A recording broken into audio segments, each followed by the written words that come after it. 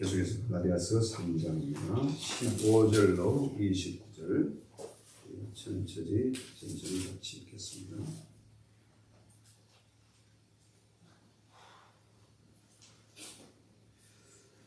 한 절씩 기니까 제가 먼저 읽고 여러분이 다음 절 읽고 그렇게 하겠습니다.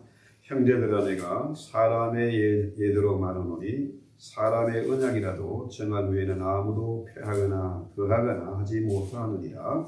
이 약속들은 아브라함과 그 자손에게 말씀하신 대로 여럿을 가르쳐 그 자손 선지자 하지 아니하시고 오직 한 사람을 가리켜 너 자손이라 하셨으니 그 그리스도가 내가 이것을 말하노니 하나님께서 미리 정하신 언약을 430년 후에 생긴 율법이 폐하지 못하고 그 약속을 헛되게 하지 못하리라. 만약 그 율법이 율법에서 난 것이면 약속에서 난 것이 아니라 그러나 하나님의 약속으로 말하며 아브라함에게 주신 것이다. 그런즉 율법은 무엇이냐? 범법함으로 더하여진 것이라. 천사들을 통하여 중보자의 손으로 푸신 것인데 약속하신 자손이 오시기까지 있을 것이라. 그 중보자는 한 분의 것이 아니라 하나님의 한 분이시다. 그러면 율법이 하나님의 약속들과 반대되는 것이냐? 결코 그럴 수 없느니라. 만일 너희 살게 하는 율법을 주셨더라면 의가 반드시 율법으로 말미암았으리라. 그러나 성경이 모든 죄를 대하였으니 이는 예수 그리스도를 믿음으로 말미암은 약속을 내게 하였습니다. 합지절이 읽는 것 같아. 소리가 각기 따로 가능하면 좀 한 목소리로. 믿음이 오기 전에 우리는 율법 아래 매인바 되었고 계시될 믿음의 때까지 갇혔느니라. 이같이 율법이 우리를 그리스도께로 인도하는 초등사가 되어 우리를 너와 배운 믿음으로 말미암아 의롭다함을 얻게 하려 함이라. 믿음이 온 후로는 우리가 초등교사 아래에 있지 아니하도다. 너희가 믿음으로 말미암아 그리스도 예수 안에서 하나님의 아들이 되었으니 누구든지 그리스도와 합하기 위하여 세례를 받은 자는 그리스도로 옷 입었느니라. 너희는 너희 마음이나 존재나 자유인자는 남자나 다 그리스도 예수 안에서 하나니라. 같이 읽습니다. 너희가 그리스도의 것이면 곧 아브라함의 자손이라 약속대로 이을 자녀라. 아멘. 한번 봅시다. 이렇게 서로 저 사람들 얼굴에 뭐가 묻었나, 옷은 제대로 입었나. 이게 어떤 그 영화의 한 장면인가요? 빤스 보인다 이러는 그 남자가 여자가 깜짝 놀래가지고 막 와서 삿대질하고 그런 그 장면이 하나 나오더라고요. 그러니까 우리가 이게 잘 몰라요. 거울이 없으면은 얼굴이 뭐가 묻었는지 드레스 코드가 제대로 맞는지 모르는 거라. 그런데 거울이 있으면은 자 머리 헝클어도 다듬고 넥타이가 삐뚤어졌나 이것도 바라보고 단추는 제대로 잠궈졌나 볼 수 있잖아요. 그런데 그 거울의 모습에 보니까 이게 삐뚤어졌어. 단추를 제대로 안 잠갔어. 그러면 거울이 그것을 대신해 줄 수 있나요? 거울이 내 얼굴 화장도 못 고치고 아무것도 못해. 그걸 잘못된 것을 보고 내가 어떻게 해야 됩니까? 내가 고쳐야지 내가. 그렇잖아요? 또 가끔 옷을 입다 보면은 와이셔츠를 첫 단추를 잘못 끼면 끝까지 내려가요. 그럴 때가 있어요. 그런데 율법이 마찬가지로 율법이 이 거울과 같다. 그 율법의 역할은 바로 거울과 같아요. 자, 율법이 없으면은 내가 더러운 놈인지 나쁜 놈인지 모르는 거라. 내가 제대로 살고 있는지 이것도 몰라. 그런데 율법이 있으니까 죄가 드러나게 되는 거죠. 맞습니까? 죄가 뭔지를 몰라 사람들이 하나님 없는 사람들은요. 저 사람 법 없어도 살 수 있대 그런 얘기를 해요. 그런데요. 그런 사람들이 정말로 신앙생활에 제일 어려운 사람들이 나 법 없이 산다. 이런 사람들이에요. 나 착하게 산다 이거지. 남한테 아쉬운 소리 안 하고 남한테 해코지 안 하고 내 양심대로 산다 이거지. 그게 하나님 사실은 큰 죄거든. 근데 율법이 없으면 그게 죄인질도 몰라. 자, 지난번에 말씀드린 것처럼 여기에 뭐 먼지 있는 거 보입니까? 안 보여요. 카펫 시커먼 데뭐가 보여. 그런데 거울에 보면은 작은 먼지 하나도 다 보이잖아요. 완벽하게 드러나는 겁니다. 왜? 하나님이 우리에게 율법을 주셨잖아. 그러니까 성경에서 뭐라 그래요? 의인은 없나니 하나도 없다. 다 죄인이라는 얘기다. 다. 의로운 인생이 하나도 없다는 얘기입니다. 율법이 없으니까 지가 죄인인지도 모르고 나쁜인지도 몰라 이게. 그런데 문제는 뭐예요? 율법이 우리를 어렵게 하느냐? 우리 행실을 고쳐주느냐? 율법이 구원으로 우리를 인도하느냐? 그럴 수 없다는 거예요. 바울이 얘기하는 핵심이 바로 그것이다. 오늘 제목이 율법이 무엇이냐? 율법은 거울처럼 죄를 드러나게 하는 것이다. 그래서요. 자, 갈라디아 교인들이 지난 시간에 말씀드린 대로 유대교의 율법주의가 들어가가지고, 자 믿음으로 오직 의인은 믿음으로 말미암아 구원받는다. 이신칭의 복음을 바울이 가르쳤는데 유대교인들이 들어가가지고, 그죠? 율법주의를 가르치는 거라. 믿음만 가지고 되겠느냐? 율법도 필요하지. 너희도 할례 받고 너희가 아브라함의 자손이 되려면 할례를 받아야지. 그래야 우리가 한 형제 가지고 한 솥밥을 먹을 수 있지. 그거잖아요. 그래서 바울이 이 심각한 문제를 가지고 지금 엄중하게 갈라디아 교인들을 책망하는 내용이 바로 갈라디아서다. 그렇죠? 그래서 오늘 갈라디아서는 율법을 가르치기 위해서 아브라함이나 모세나 그리스도나 모두를 언급하는데 결국은 뭐냐? 그들도 역시 뭐냐? 은혜 아래에 있었다. 모세가 시내에서는 십계명을 받았지만은 모세도 은혜 아래에 있었던 것이고 아브라함도 은혜 아래에 있었던 것이다. 그래서 15절을 볼까요? 형제들아 내가 사람의 예대로 말하노니 사람의 언약이라도 정한 후에는 아무도 피하거나 더하거나 하지 못하느니라.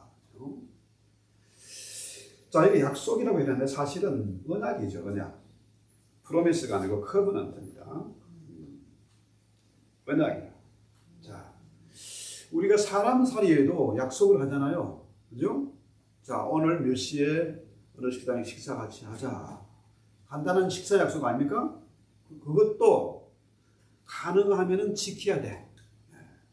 우리 신앙인들은 하찮은 약속 하나도 소중하게 여기고 시간 맞춰서 그 장소에 가야 돼. 그런데 가능하면은 그것도 미리 가는 게 좋아. 그런데 남에게 돈을 빌리고도 안 갚고, 그죠? 약속을 해놓고도 안 지키고, 우리 삶이, 우리 인생이 결국은 뭡니까? 인생이 약속이잖아요, 약속. 그죠? 약속. 약속을 잘 지켜야, 저 사람은 신용, 크레딧이 쌓이는 거야. 신용을 지켜주는 사람, 믿을 만한 사람. 그런데 약속을 자꾸 안 지키고 어기고 약속을 우습게 여기는 사람은, 저 사람은 신용이 없는 사람. 저 사람하고 상종하면 안 되겠어. 이게 망가지는 거잖아요. 그래도 망가지면 미국 사회에서 살 방법이 없지. 그래서요. 자, 우리가 이 약속을 소중히 여기는데 우리 하나님은 역시 뭡니까? 하나님은 약속을 아주 소중히 여기세요. 하나님이 약속하신 것은 반드시 지켜. 아멘. 하나님이 약속한 거 안 지킨 게 하나도 없습니다. 지금까지. 성경의 모든 우리가 언약의 책이라 커버넌트, 그죠? 구약은 올드 테스타멘트 하는 게 뭡니까? 약속이란 거지, 약속. 계약. 그죠? 언약. 또 신약은 뭡니까? 뉴 테스타멘트. 이게 약속이에요. 우리 하나님은 약속의 하나님이라는 거예요. 그래서 우리 신앙인들은 어떤 사람? 약속을 잘 지키는 사람이 되어야 된다. 그렇죠? 우리 하나님도 약속을 아주 소중하게 여기세요. 그러니까 우리가 아무리 약속을 소중히 여기고 지키려고 해도 저부터 약속을 잘 못 지켜. 솔직히 말해서. 애들한테 돈 빌려놓고 안 갚아도 뛰어먹을 게 많아. 애비가 아이들한테 신용이 별로 없어. 신용이 망가졌어. 하나 예를 들어서 얘기한 겁니다. 그렇죠? 근데 남의 돈은 잘 안 떼먹어요. 그랬다가는 뭐 목사가 완전히 망가지는 거지. 그런데요, 우리 인간은 아무리 약속을 지키려고 해도 제대로 지킬 수가 없습니다, 사실. 사람 사이 약속을 제대로 못 지키는데 우리가 하나님과의 약속을 어떻게 제대로 지킬 수 있겠습니까? 우리 인간의 약속은 유한하고 제한적이고 불완전해. 그래서 계약서 받고 사인하고 다 해도 그래도 약속을 못 지키고 망가지는 경우가 많습니다. 그런데 이 율법은 하나님의 약속이라 사실은, 그죠? 이걸 잘 지키면 내가 너희에게 복을 줄게, 그죠? 내가 너희를 지켜줄게. 그런데 이스라엘이 어떻게 해요? 자, 분부대로 하겠나이다 했어요. 주의 말씀대로 준행하겠나이다 했거든. 그랬는데도 이스라엘이 그 약속을 못 지켰어. 그러니까 어떻게 해요? 하나님이 율법을 주시는 거죠. 원래는 은혜입니다. 그렇죠? 자, 그래서 우리 하나님은 원래 약속하시는 하나님. 또 16절 보면요, 이 약속들은 아브라함과 그 자손에게 말씀하신 것인데 여럿을 가리켜 그 자손들이라 하지 아니하고 오직 한 사람을 가리켜 내 자손이라 했으니 곧 그리스도다. 이게 뭐냐면 창세기 22장 18절 한번 볼까요? 자, 여기 보면은 또 내 씨로 말미암아 천하 만민이 복을 받으리니. 그러니까요. 자, 씨. 자, 뭐 씨드라 그러잖아요. 보통 씨 하면은 복수를 써요. 그렇죠? 자, 뭐 호박씨, 네? 뭐 아니면 무슨 뭐 씨가 있지 않습니까? 나팔꽃 씨가 있는데 씨를 할 때는 보통 복수를 씁니다. 그런데 창세기 22장에 나오는 그 씨는 뭡니까? 그 씨는 단수예요, 단수. 자, 뭐라 그럽니까? 아브라함은 그 자손에 말씀하신 것인데 여럿을 가르쳐 그 자손들이라 하지 않고 자손들 하면 이게 복수잖아요. 그런데 오직 자손들이 아니라 뭐예요? 곧 그리스도다. 오직 한 사람, 예수란 말이죠. 예수. 그 씨는 바로 예수예요. 아브라함이 자손이 복을 받는데 누구로 말미암아서? 내 자손은 예수로 말미암아서 복을 받는다. 예수. 하나님이 아브라함에 복 주실 것을 약속했어요. 아브라함이 그 약속을 믿고 고향을 떠났지 않습니까? 그죠? 창세기 12장 한번 볼까요? 자, 12장 2절 3절 한번 봅시다. 한번 크게 한번 읽어보겠습니다. 창세기 12장 2절 3절. 12장이요? 예.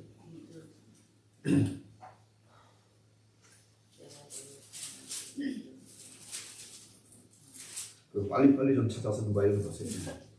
내가 너로 큰 민족을 이루고 내가 복을 주어 너의 이름을 창대하게 하리니 너는 복이 될지라. 너를 축복하는 자에게는 내가 복을 내리고 너를 저주하는 자에게는 내가 저주하리니 땅의 모든 족속에 너로 말미암아 복을 얻을 것이라 하시니라. 자, 그렇죠? 하나님이 아브라함에게 이런 어마어마한 복을 약속하셨어요. 네, 어마어마한 복을. 자, 네가 저주하면 저도 상대방도 저주를 받고 네가 복을 빌면 저도 복을 받아. 그런 복을 아브라함이 받았다니까요. 그런데 그 아브라함의 복이 어떻게요? 그 자손 누굽니까? 예수로 말미암아. 예수로 말미암아 그 복이 전달된다는 거죠. 그래서 자, 여기서 말하는 율법과 복음의 관계를, 언약의 관계를 말하는데요. 자, 여러분 한번 생각해 봅시다. 아브라함이 자, 하나님의 약속을 받고 약속을 따라서 믿고 복의 근원이 되고 믿음의 조상이 되고 열국의 아비가 됐지 않습니까? 어마어마한 복을 받았잖아요. 그런데 하나님이 아브라함에게 약속하셨어요. 이런 어마어마한 복을 약속하셨는데 아브라함이 약속을 제대로 지켰습니까? 세상에 정말로 이런 한심하고 정말 더럽게 약속 안 지키는 놈, 이런 놈을 하나님은 믿음의 조상을 만들잖아요. 자기 부인 그렇게 이쁜 부인. 제가 단언컨대 역사상 최고의 미인은 누구다? 사례지 뭐. 하와. 이브. 하나님이 최초에 만든 여자, 최고로 미인이죠. 흠도 없고 죄도 없는 그야말로. 사라가 제일 이뻤고 두 번째 이쁜 여자는 양귀비인가? 김태인가? 사모님 와이프 아니야? 그랬으면 좋겠지만은 두 번째 미인은 아무래도 사례였을 것 같아요. 사례. 얼마나 미인이었으면은 완전한 할머니였잖아요. 왜 한번 뭐 70, 80 됐는 그 할머니를 보고 완전히 뻑이 가가지고 바로가 내놔라. 또 그랄락 아비멜렉 내놔라. 그죠? 그러니까 이 아브라함이 이놈이 지 살려고 마누라 팔아먹은 놈이잖아요. 두 번씩이나. 그런 놈을 하나님은 믿음의 조상을 만든다니까요. 복의 근을 만들어요. 그거 한 번뿐입니까? 자, 내 후손을 바다의 모래같이 하늘의 별같이 번성케 하겠다. 그랬으면은 그걸 믿고 기다려야지. 예? 사례가 80이 되든 90이 되든 기다려야지. 그런데 첩을 두잖아요. 예. 그래서 나온 게 뭡니까? 이스마엘이죠. 예. 하갈에게서 난 자녀가 이스마엘이죠. 그래가지고 지금까지 전쟁이 있는 거 아닙니까? 아랍 전쟁, 중동 전쟁 그거잖아요. 종교 전쟁이지. 이슬람 세력이 얼마나 무섭습니까? 그렇죠? 그럼에도 불구하고 우리 하나님은 약속을 지키신다. 네. 자, 17절 볼까요? 내가 이것을 말하노니 하나님께서 미리 정하신 언약을 430년 후에 생긴 율법이 피하지 못하고 그 약속을 헛되게 하지 못하리라. 자, 이 율법은 약속 하나님의 언약, 약속 다음에 몇 년 후에? 430년 후에. 430년. 그러면 율법이 먼저입니까? 약속이 먼저입니까? 약속이 은혜, 약속은 은혜고 계약이죠. 약속 다음에 주어진 게 율법이라. 그런데 율법이 이것을 피할 수 있느냐? 그럴 수 없다. 이게 먼저거든. 은혜가 먼저고 약속이 문제예요. 그래서 율법이 지금 생겨났지만은 이 계약은 무효다? 유효하다. 지금까지 효력을 발생하는 거죠. 그러면은 하나님의 약속을 율법이 바꿀 수 있느냐? 그럴 수 없다. 이 계약은 누가 바꿀 수 있습니까? 하나님만 바꿀 수 있어요. 바로 예수 그리스도. 그렇죠? 네. 주님만 바꿀 수 있어요. 이게 사실 엄청나고 중요한 얘기거든요. 자, 그래서 18절 볼까요? 만일 그 율법이, 그 유업이라는 것은 아브라함이 받은 유업이죠. 율법에서 난 것이면 약속에서 난 것이 아닙니다. 그러나 하나님이 약속으로 말미암아 아브라함에게 주신 것이라. 그렇죠? 이건 아브라함에게 주신 약속은 율법이 준 게 아니다는 거죠. 이것은 430년 후의 일이에요. 그러니까 이런 면에서 보면은 자, 이게 더 중요합니까? 이게 더 중요합니까? 당연히 이게 더 중요하지. 이런 면에 보면은 율법은 이거 아무것도 아닌 것 같아. 바울이 율법은 그 아무것도 아니고 오늘 제목이 율법이 무엇이냐인데 율법이 이거 아무것도 아니야. 바울이 이렇게 공격하는 것 같았잖아요. 그렇죠?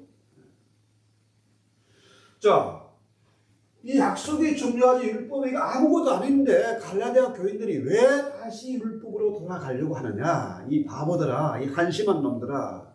이렇게 얘기하는 거죠. 이렇게 보면요.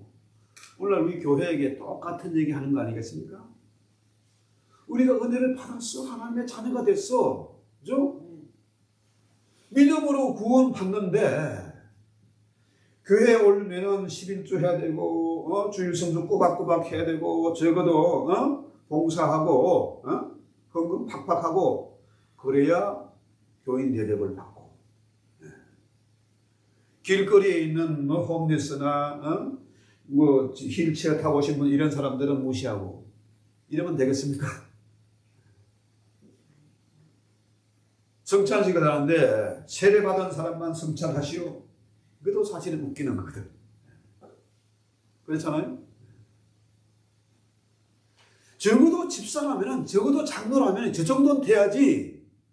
이걸 자꾸 조건을 내걸어. 이걸 율법을 자꾸 들이댄다는 거죠. 이래가지고 교회가 자유하고 은혜가 유지가 되겠느냐. 교회가 싸우는 거 뭐 하찮은 거 가지고 싸웁니다. 교회가 갈라지고 목사 쫓아내고 뭐 장로파 목사파 싸우는 거 다 뭡니까?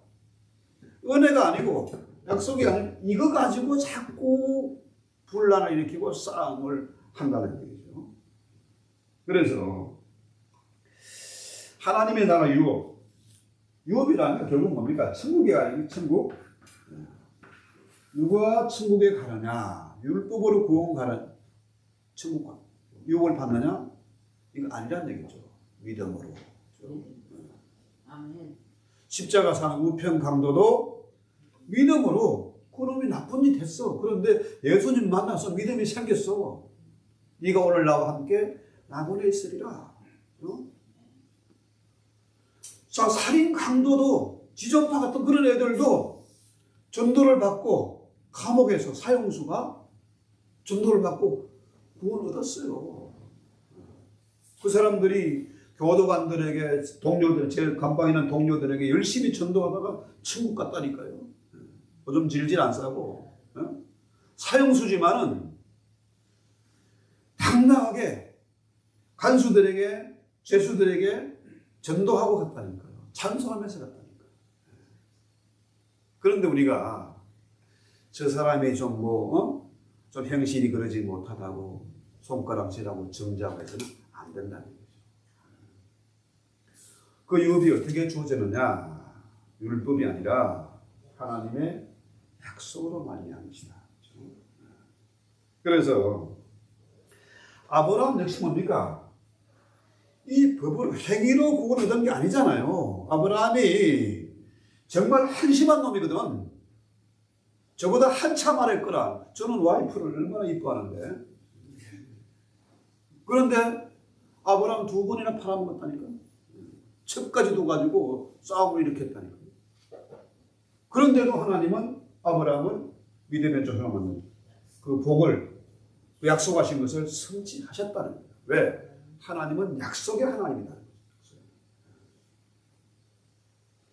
그래서 율법이 약속을 해하거나 변경시킬 수 없다. 있습니까? 네. Make sense? 이거 분명히 확실하게 이해가 돼요. 자, 어떤 면에서 보면은 바울이 이 얘기 하잖아요. 율법이 무엇이냐? 사실 율법이 아무도 아닌 것 같아. 약속에 비해서는 이건 아무것도 아니야. 그렇게 하는 것 같아요. 이런 소리를 들은 유대인들이 그냥 미치고 팔짝 뛰겠지. 그 사람들에게 할례나 율법 이런 건요. 우리가 아브라함에서 이거는 정말 천금을 주고도 바꿀 수 없는 거거든요. 어마어마한 가치를 토라 이거 아무것도 아니야. 율법. 이렇게 하지 않습니까? 우리 한국 사람들 자랑이 뭐예요? 우리 한국 사람 최고 자랑은 뭐 아무래도 한글 아니겠나, 한글. 전 세계 사람들이 한글이 우수성, 과학적이고 체계적이고 뭐 기가 막힌 거 아닙니까? 이 한글을 우리가 자랑하는데 같은 한국 사람이 그 한글 그 아무것도 아니야. 중국말이 훨씬 낫지. 중국말이 얼마나 그 뜻이 오묘한데 한글은 언문이야 이거. 언문이란 말이야 통식을이란 말이야 통식을. 통식 뭔지 아는지 모르겠다. 화장실에서 응하면서도 다 배울 수 있는 게 한글이다 통식을이다. 그만큼 쉽다 배우기 쉽다. 그러니까 지금 전 세계 사람들이 뭡니까? 한글을 앞으로 세계 공통으로 삼아야 돼 지금. 언어학자들이 그런 말 하고 있잖아 지금. 그런데 한글은 통식을이야 이거 언문이야 이거 이렇게 공격하는 거나 마찬가지 아니겠어요? 한글하고 이 토라하고는 비교가 안 되는 거예요 유대인들에 있어서. 그런데 바울은 뭘 강조하기 위해서?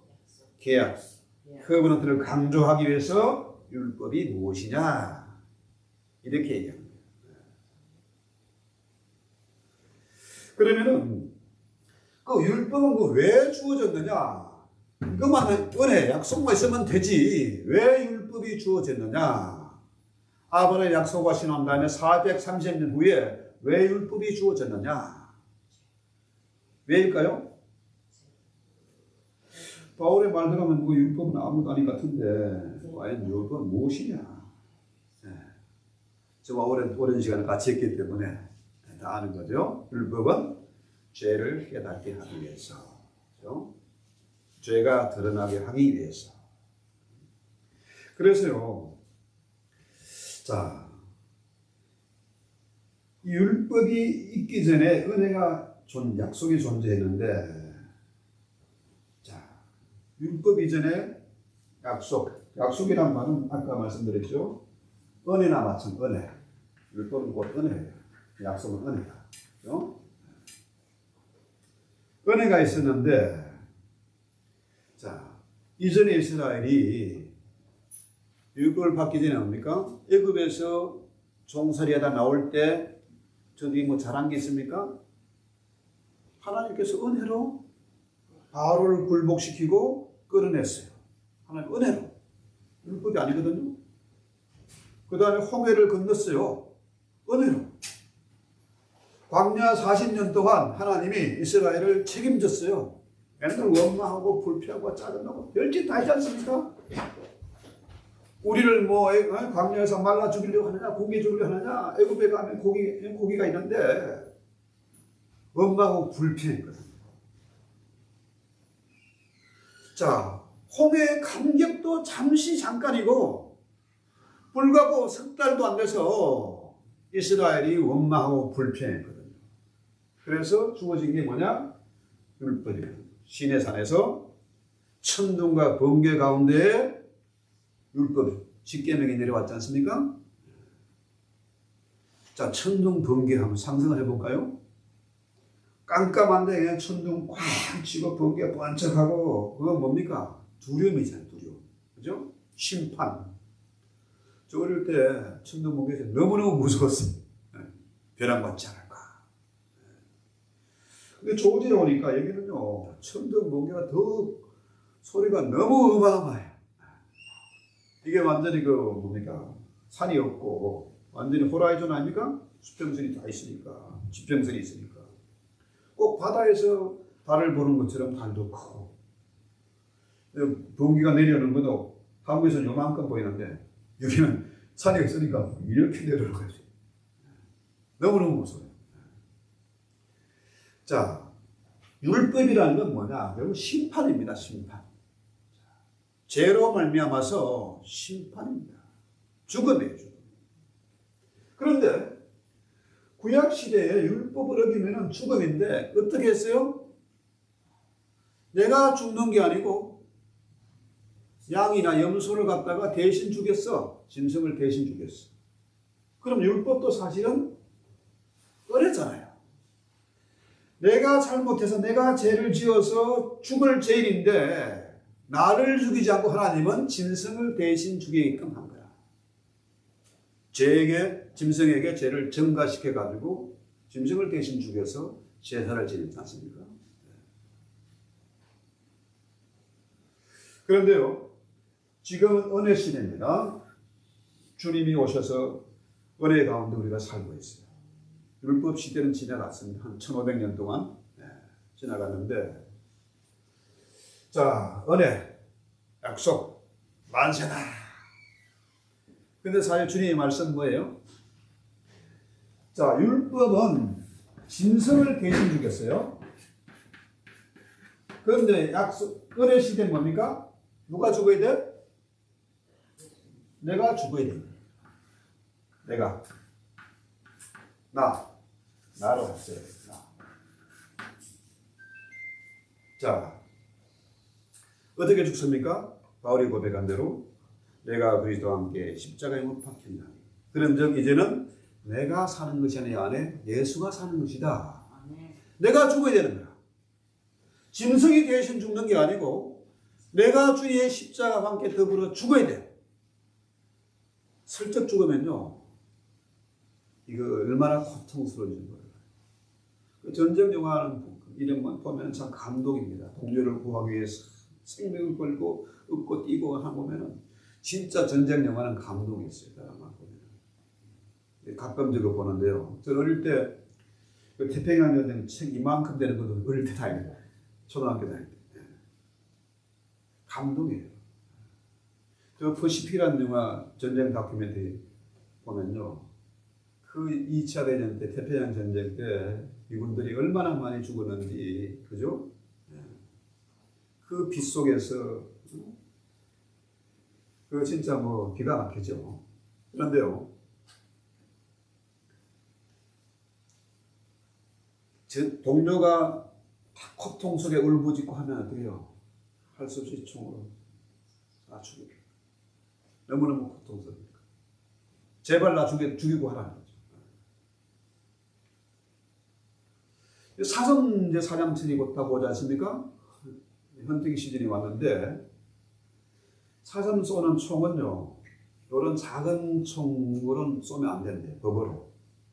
굵은 걸 해가지고 한 방에 딱 죽게끔 그렇게 규제를 한답니다. 사람도요, 신앙생활 하면서 절반은 죽고 절반은 내가 살아가지고 내 자아가 살아가지고 왔다 갔다 하면 얼마나 고통스러울까요? 신앙생활에 재미가 없지. 소망도 없고 기쁨도 없지요. 그런 사람이 제일 불쌍합니다.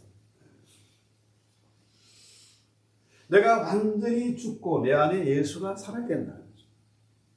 구약시대엔 그나마 짐승을 대신 죽일 수 있었어. 대신 죽여서 죄를 사함받았는데 지금은 뭡니까? 자, 구약시대는 사람 죽인 게 살인입니다. 내가 부지 중에 죽였든지 고의로 죽였든지. 그런데 그때도 도피성이 있었고 사람 죽여도 죄 용서받을 수 있는 길이 있잖아요. 짐승을 대신 죽여서. 그죠? 그런데 주님 말씀 뭡니까? 산상수의 말씀은 여자를 보고 음욕을 품은 자마다 가난한 자다. 형제를 미워하면 이미 그건 살인한 것이다. 그렇잖아요. 이 율법보다 이 약속, 은혜의 약속이 사실은 더 무서운 거 아닙니까? 그렇잖아요? 그때는 짐승을 대신 죽어야 되는데 이제는 뭡니까? 내가 죽어야 되는 거라. 내가. 이게 아주 중요한 포인트거든요. 그래서 이제 우리가 한번 생각해 보는 게 이런 얘기입니다. 율법은 천둥번개, 심판입니다. 그렇죠? 심판의 장면이죠. 그런데 이제 그 율법의 기한이 언제까지입니까? 오늘 성경에서 뭐라 그래요? 그리스도 오실 때까지, 하나님의 아들이 올 때까지 율법의 기한은 끝나는 거예요. 이 구약의 무시무시한 심판, 이건 끝났습니다. 율법의 효력은 끝났어. 왜? 예수님이 오셨으니까. 그리스도 오심으로 이제 끝났습니다. 그래서 율법은 정죄하는 것인데, 자, 20절 볼까요? 그 중보자는 한 피만 위한 자가 아니니 하나님은 한 분이시니라. 율법과 이 약속의 성격을 지금 말하는데요. 여기는 중보자를 필요로 하는 율법, 그죠? 율법에는 두 당사자가 있다. 약속은 하나님 한 분으로 결정되는 거죠. 하나님의 의지로 결정되는데 율법은 상대적이다. 그렇죠? 약속은 절대적인데 율법은 상대적이다. 그렇죠? 그래서 율법은 정죄하는 것인데 21절을 봅시다. 그러면 율법이 하나님의 약속들과 반대되는 것이냐? 결코 그럴 수 없다. 바울이 질문하고 바울이 답을 가르쳐 주잖아요. 아주 친절하게. 율법이 하나님의 약속과 반대되는 것이냐? 결코 그렇지 않다는 거예요. 자, 만일 율법이 능히 살게 할 목적으로 율법을 쳤다면은 그 이가 반드시 율법으로 말미암았을 것이다. 율법이 완전한 것이면 율법으로 사람들이 구원을 얻게 되었을 거 아닙니까? 세상이 달라졌겠지. 그렇죠? 유대인들이 아브라함의 후손이라고 율법을 받은 토라를 소중히 그만큼 여기니까 그 사람들의 행실이 정말 어려우냐? 그 아니잖아요. 고아들 것 뺏고 가부들 것 뺏고 주님 율법은 고아와 가부를 돌아보라고 하잖아요. 도와주라는데 오히려 그들을 뺏고 인신매매하고 전쟁하고 별짓 다 하지 않습니까? 그렇죠? 그래서 율법으로는 우리를 구원할 수가 없다. 역사상 율법을 지킨 사람은 하나도 없다. 오직 예수님만 가능하다. 네. 한 사람도 없어. 한 사람. 그래서 율법은 결국 뭐냐? 우리를 가두는 것이다. 감옥에 가두는 거예요. 자, 지금도 은혜의 약속, 믿음을 저버리고 율법주의에 빠지면 어떻게 해요? 스스로 율법의 감옥에 갇히는 거라. 여러분, 감옥 가본 적 있어요? 저는 뭐 감옥 여러 군데 가봤습니다. 물론 뭐 교도소, 전도 차원에서 많이 다녀봤지만 한국에서 많이 다녀봤고 여기도 제도 가보고 정신병원도 가보고 했는데요. 감옥에 가면 소망이 없어요. 자유가 없어요. 너무 춥고 무시무시해요. 그래서 율법에 갇힌 죄수, 감옥에 갇히면요 얼마나 괴롭겠습니까? 겉으로는 나 잘 먹고 잘 살고 있어 하면서 맨날 요즘 SNS 보면 어디 여행 간 거, 뭐 맛있는 거 먹는 거 이런 거 자꾸 사진 올렸잖아. 사실은 해피하지 않으면서 나 잘 먹고 잘 살고 있다고 자랑하고 있는 거, 포장하고 있는 겁니다. 그런데요, 율법이 하나님의 약속과 반대되는 것이 아니다. 율법은 우리를 가두는 것이다. 자, 아까 말씀드린 대로 율법은 살리는 법이 아니라 죽이는 거예요. 우리를 가두고 죽이는 거예요. 그런데 약속은 뭡니까? 약속은 살리는 것이다. 그렇죠? 이는 예수 그리스도를 믿음으로 말미암아 약속을 믿는 자들에게 주려 함이라. 그렇죠? 그러니까 예수 그리스도를 믿을 때에, 그렇죠? 믿을 때에 아브라함의 약속을 얻게 된다. 아브라함 유업을 얻게 된다. 아브라함의 복을 우리가 누리게 된다. 자, 그래서 23절에 믿음이 오기 전에 우리는 율법 아래 매인 바 되었고 계시될 믿음의 때까지 갇혔다. 율법 아래 갇혔다. 소망도 없었다. 그렇죠? 율법 시대가 1500년 동안 계속됐는데 1500년 동안에 한 알도 한 열매도 거두지 못했다. 한 명도 율법으로 구원 얻지 못했다. 믿어지십니까? 왜? 율법으로는 구원이 없어요. 지킬 사람이 한 사람도 없기 때문에. 네, 감옥에 가두는 것이다. 그러면은 우리가 한번 생각해 보는 게 이런 겁니다. 그럼 율법은 무가치한 것이냐? 하나님 무가치한 걸 줄 리가 있겠습니까? 그래서 존 스타트라는 아주 유명한 그 신학자 이런 말을 했습니다. 율법은 오늘날도 여전히 하나님이 주신 의무를 담당해야 된다. 우리 시대 교회들이 저지르고 있는 가장 큰 실수 가운데 하나는 죄와 심판을 덜 강조하는 것이다. 율법의 기능은 뭡니까? 심판이에요, 심판. 자, 율법을 위해서, 자, 율법이 여기 가로막고 있어요. 있는데, 여기를 통과해서 약속을 받는 거예요. 율법을 통해서 죄를 깨닫게 되고, 율법을 통해서 예수를 만나게 되는 거 아닙니까? 율법을 우회해가지고 예수를 만날 수 있는 길은 없다. 율법을 통과하지 않고 약속 은혜를 받을 길은 없다는 겁니다. 그래서 율법은 여전히 뭡니까? 그 기능을 하고 있다는 거죠. 율법 시대 이제 끝났어요. 끝났는데 여전히 뭡니까? 은혜의 약속을 받기 위해서는 율법을 통과해야 합니다. 그래야 죄가 드러나게 되고. 그래서 24절 볼까요? 이같이 율법 우리를 그리스도에 인도하는 초등교사가 되어 우리로 하여금 믿음으로 말미암아 의롭다함을 얻게 하려 합니다. 그러니까 율법의 기능이 여기 나오잖아요. 율법은 뭐다? 자, 초등교사. 이거 옛날 성경에는 몽학 선생이 나왔어요. 몽학 선생. 자, 몽학 선생은 그 신분이 뭐라고 했습니까? 초등교사는 종이죠, 종. 종이 주인의 아들을 가르치는 거예요. 뭘 가르치냐? 학문을 가르치는 게 아니고 행실을 가르치는 거예요. 그러니까 이 종놈이 주인의 아들을 가르치는데 얼마나 음하게 가르치는지 해초리를 꼭 들고 다녀요. 주인의 아들이 종에게 매를 맞는 겁니다.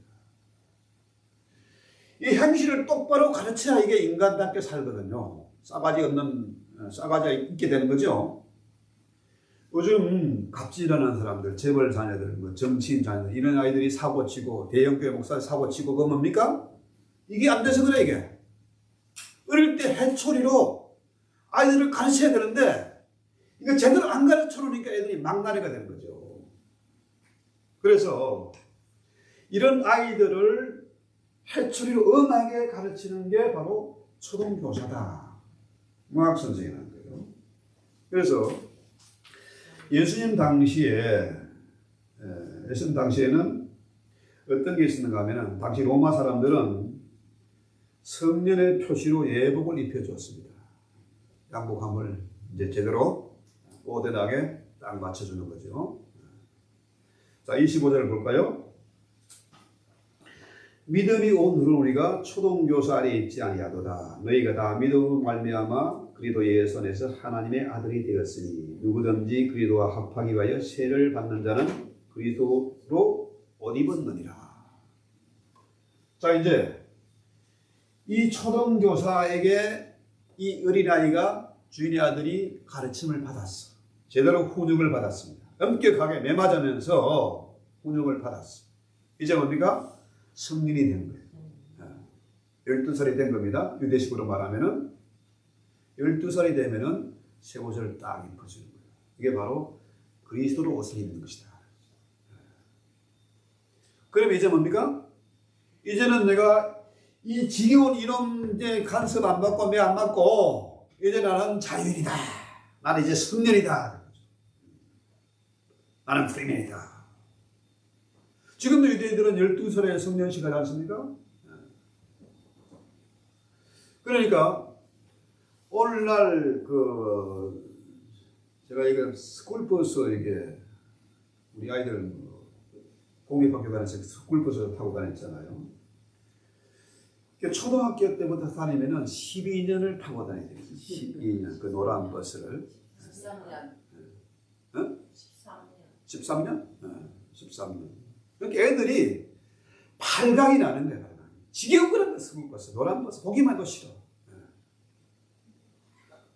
그러니까 시간 맞춰 가야 되고, 그죠?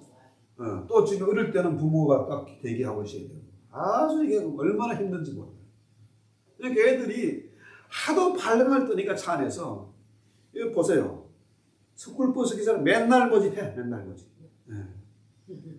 너무너무 힘들고, 이거 막 짜증나고, 정말 못할 짓이 그거라고. 애들이 막 발각을 하니까. 자, 그런데 이런 지겨운 몽학 선생의 지도를 받다가 해초리 맞다가 이제는 내가 성인이 된 거야. 자유인이 된 거야. 맞습니다. 똑같이 우리가 율법의 그 까다로운 그 지겨운 시집살이를 끝내고 마침내 예수를 만나니까 새 옷을 입은 거야. 그리스도로 옷을 입었다. 그렇죠? 이제는 종놈의 지배를 받지 않고 어떻게요? 매맞지 않고 하나님의 자녀가 되는 거죠. 그리스도의 신부가 되는 거죠. 새 사람이 되는 겁니다. 그래서 28절 볼까요? 빨리 하고 마치겠습니다. 너희는 유대인이나 헬라인이나 종이나 자유인이나 남자나 여자나 다 그리스도 예수에서 하나이다. 왜 이렇게 유대인이나 이방인이나 종이나 자유자나 차별이 없을까요? 신분의 차별이 없고 남녀의 차별이 없습니다. 29절 너희가 그리스도의 것이면 곧 아브라함의 자손이요 약속대로 유업을 이을 자리라. 자, 아브라함이 유업을 받았습니다. 유업은 뭡니까? 천국이고 구원이지요. 이걸 받았어. 아멘. 자, 그래서 우리가 마찬가지로 너희가 그리스도인이면은 곧 아브라함의 자손이요 약속대로 유업을 이을 자다. 아, 이거 성경은 이거 유대인의 얘기고 이스라엘 역사고 이거 뭐 나하고 뭔 상관이 있는데 예수의 십자가 나와 뭔 상관이 있는데 이런 사람은 해당이 안 돼. 자, 너희가 그리스도인이면은 이미 아브라함의 자손이 됐고 약속대로 유업을 이을 자가 됐다. 이거 얼마나 땡 잡은 겁니까 이거? 그죠? 이제 성경의 얘기가 나의 얘기고 나이가 아브라함의 자손이고 구약의 역사는 바로 내 역사다. 그죠? 내 조상의 역사고 내 역사예요. 예수의 십자가는 남의 것이 아니라 바로 나의 것이다. 예수가 나를 위해서 십자가 지심으로 아브라함의 자손이 됐고 아브라함의 복을 받게 만들었고 아브라함 이후 천국을 우리에게 상속받은 거예요. 확실하게. 문제는 오늘날 교회에서 이런 성경 공부가 이루어져서 정말로 싸가지 없는 인간이 아니라 정말 아브라함의 조손처럼 복을 받고 나누어 주고 정말로 멋있는 그런 신사와 순주가 돼야 되잖아요. 목사부터 좀 젠틀해야 되네. 저는 그렇지 못해가지고. 하지만은 노력은 하거든요. 어디 가든 양보하고 손해보고 성경이라고 애를 써요. 사람들이 저 인간 왜 저래? 저거 상종 못하는 인간 이렇게 안 하고 저는 제발 좀 불쌍히 여기세요. 좀 도와주세요.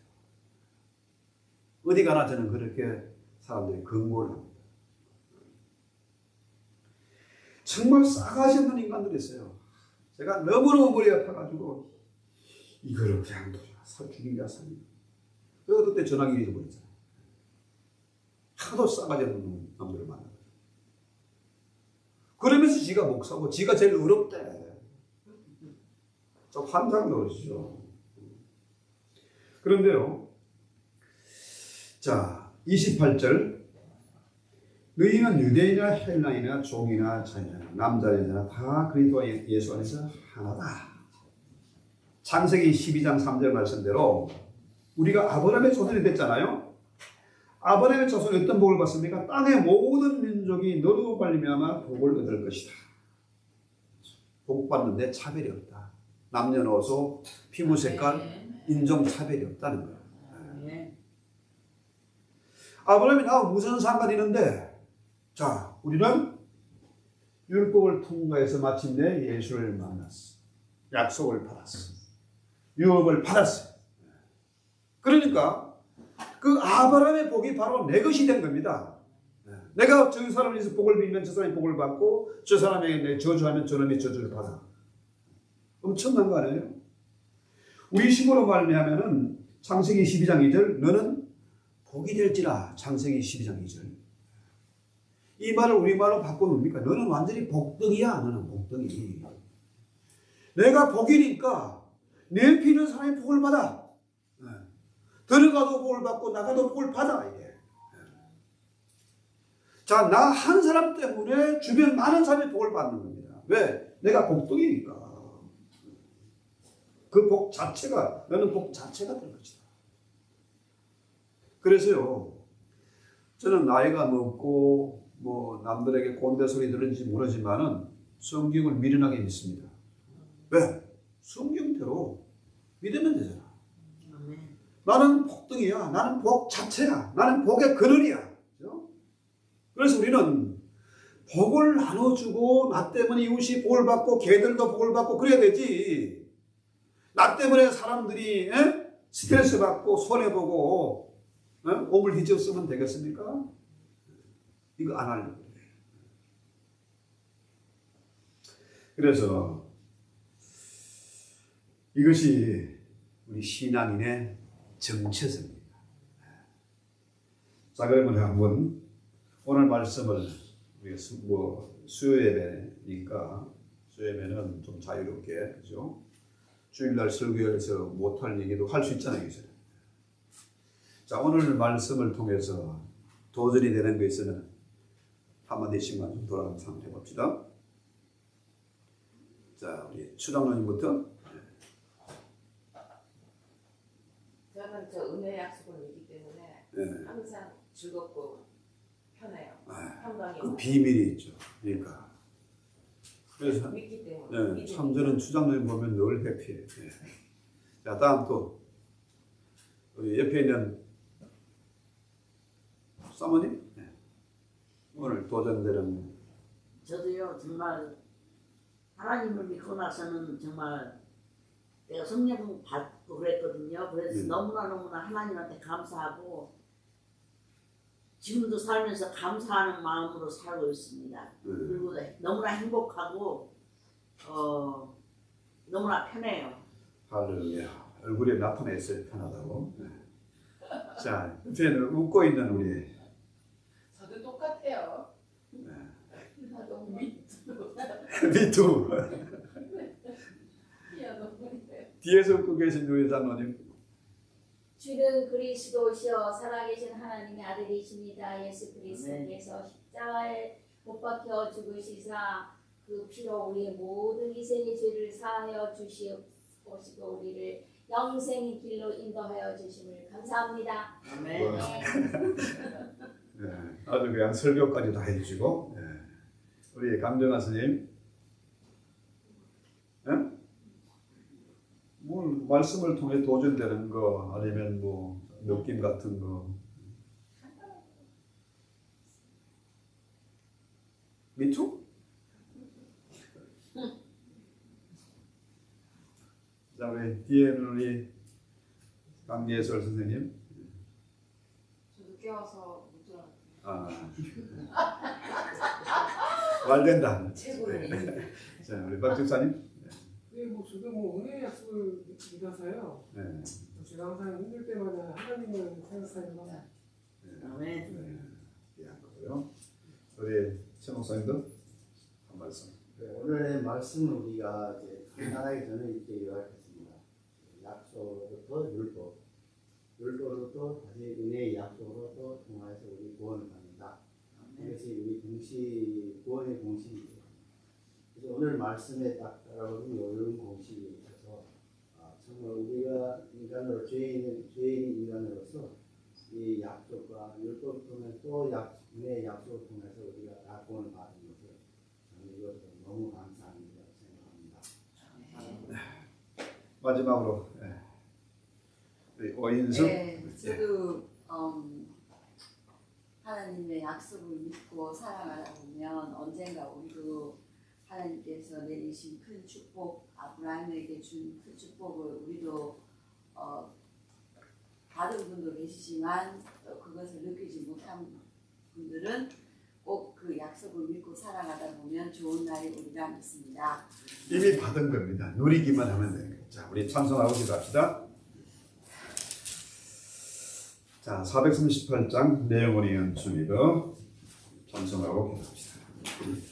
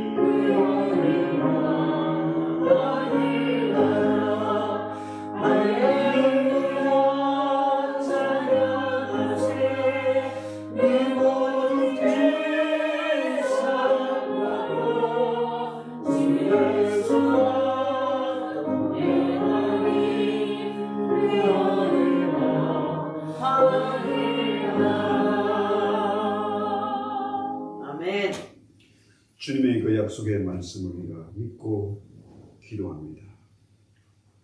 영원히 변치 않는 약속, 영원한 은혜의 약속 가운데서 주의 말씀을 묵상하고 또 주님의 뜻을 온누리에 전하는 복의 근원이 되게 하옵소서. 나 때문에 이웃이 복을 받고 나 때문에 교회가 건강하게 성장하며 나 때문에 참으로 하나님의 영광을 얻을 수 있는 그런 복된 삶을 살게 하옵소서.